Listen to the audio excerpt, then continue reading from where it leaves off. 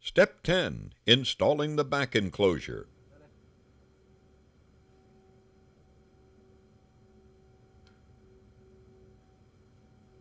Installing the back base rails.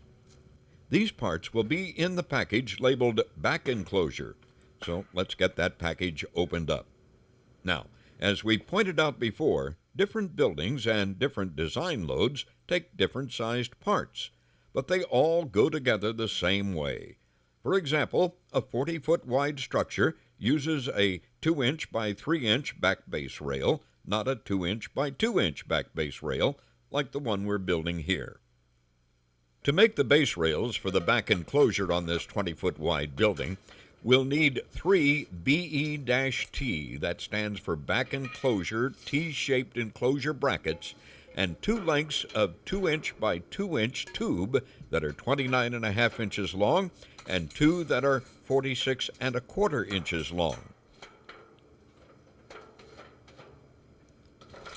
The installers in this video made reference marks on the concrete that are 5 foot on center to make sure the BE-T brackets are in the proper position.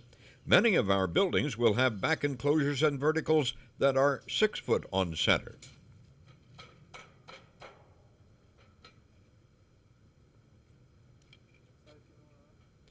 Get these all connected using 4 frame screws for each joint.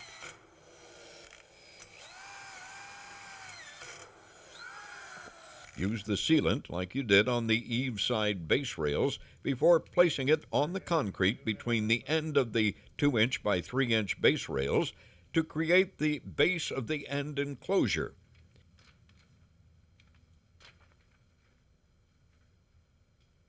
Use a BK20 or flat angle bracket on each end to affix this to the end upright on the 2-inch by 3-inch base rails.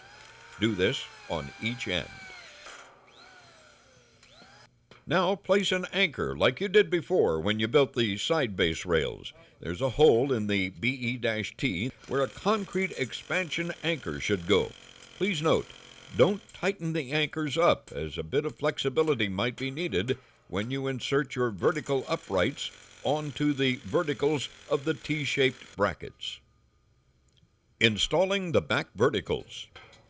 The back verticals in this building are 2 inches by 2 inches tubes, and there are 3 of them.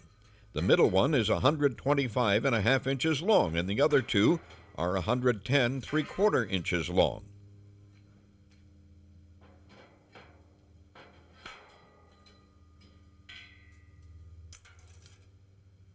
Attach a flat bracket at the top, like you see being done here. Note the flat brackets should go to the inside of the building.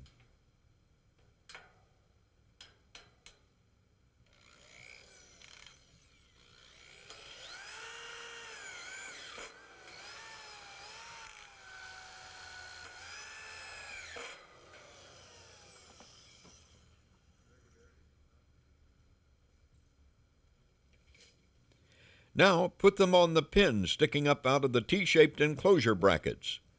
Then take your level and make sure they are plumb, which is important because you'll want the horizontal girts we're going to put in later to all fit.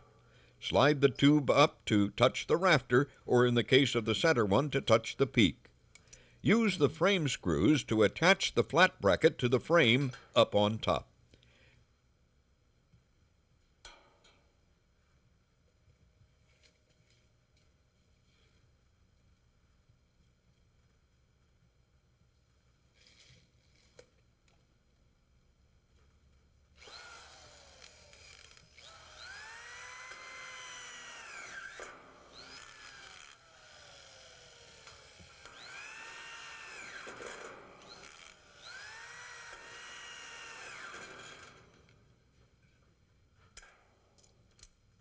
Now attach the joint at the T-shaped enclosure brackets with your frame screws.